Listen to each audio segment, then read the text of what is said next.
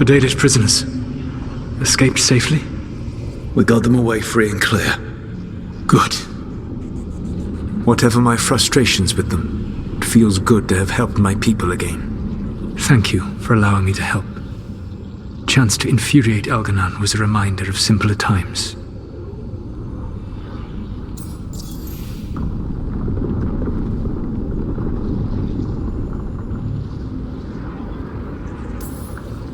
You said you found the Dalish frustrating. Why is that? It is unfair to them. I lived for thousands of years, and after I imprisoned the Evanuris, I slept for thousands more. I awoke in a world that had forgotten the ancient times almost entirely. And those who tried to remember Elven history, like the Dalish, had gotten so much wrong.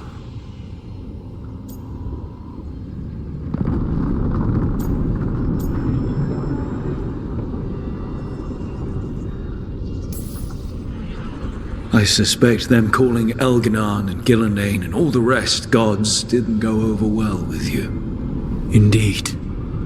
To see that the history the Dalish worked so hard to preserve was the propaganda of tyrants was vexing. I tried to explain the truth to one clan. When I convinced them that I was truly Fen'Harel, they attacked me. After that, I hid my explanations behind the facade of having witnessed events in the Fade.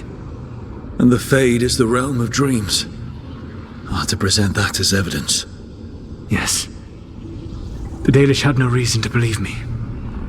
I could only watch as they continued to worship Elganon, though we may have seen the last of that tradition, at least.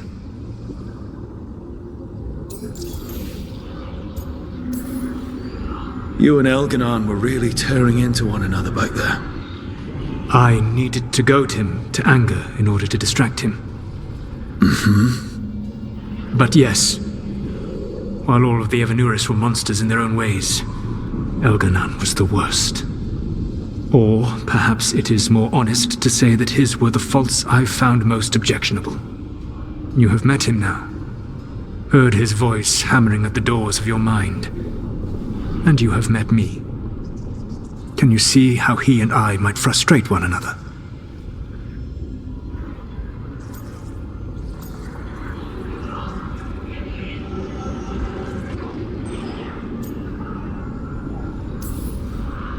The two of you are too much alike. Both of you want to be in charge. I have no desire to be in charge. No, you just want to be able to correct anyone who's not doing everything the way you would have done it. I see you have been observing me as well during these conversations. All right. I can see how you and Elganon would hate each other. He has always been what I most feared becoming. Callous and uncaring, his arrogance unchecked. To have that much power and no one to remind him that he could be wrong. Well, he had you. And I suppose I had you.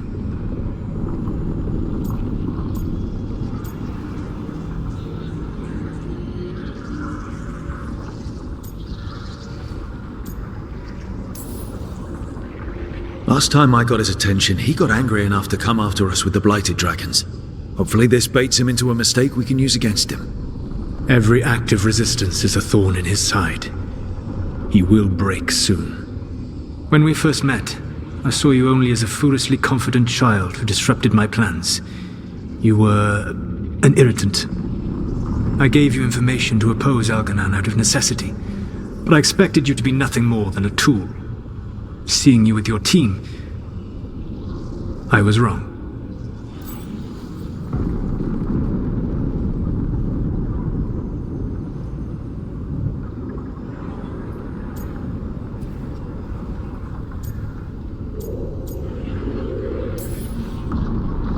I appreciate you saying that. Couldn't have been easy. The only thing worse than being wrong is realizing it, but being afraid to change. Elganon's pride is no greater than mine, but he denies any failure on his part, and I at least try to acknowledge my mistakes. Your team trusts you, and you listen to them. It is impressive and enviable.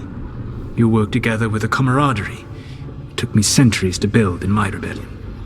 So what do we do next? Elganan and Gillenane are preparing the dagger they will use for their ritual to pierce the veil. Elganan's power is tied to light and darkness. He will need to perform a ritual during the next eclipse. That gives us some time to prepare. It is likely to be your last chance to do so. You must be ready for whatever comes, for this world and for the team that trusts you. I know that you will do everything in your power not to fail them.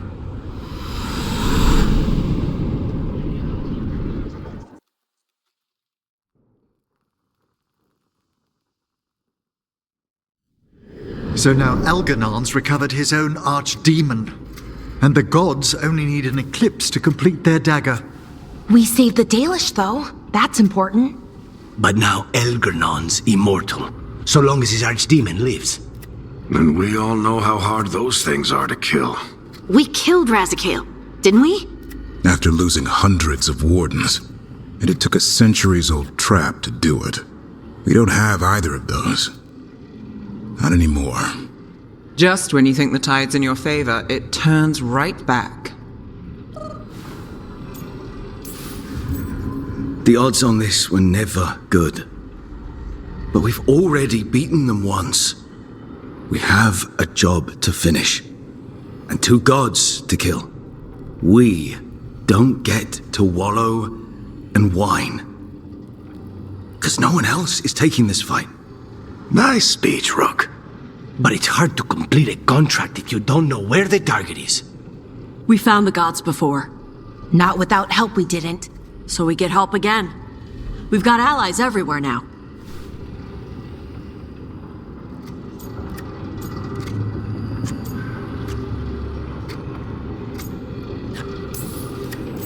What about the Venatori that were at the crater? They might know where the gods are hiding. Dorian said they were up to something, but it seemed more about returning to the gods' good graces. They lost Elganan's sacrifice. He'll be displeased. The crows may have something. The Antam are moving large quantities of supplies out of the city. Weapons, armor, gatlock. And several storehouses worth of food, what little we had left. It's enough to feed the Antam Navy for 3 months. Or all of Treviso for 6 weeks. Given the timing, it seems unlikely to be a coincidence. Wherever those supplies are headed, that's likely where we'll find the gods. Any more details from the crows, Lucanus? They said the Antam have long work ahead. We have time. Also, Biago would like a meeting. At your earliest convenience. From him, that means important, but not yet urgent.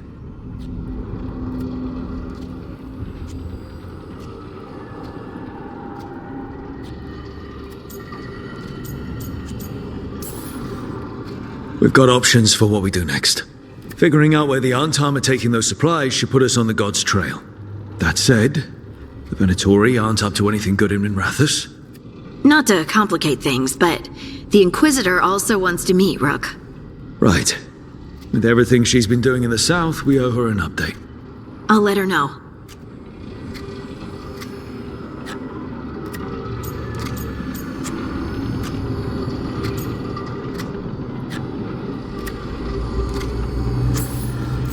Keep your weapons ready. We don't know when the gods will show themselves again. Be prepared for anything. Next time the gods appear, let's make sure it's the last.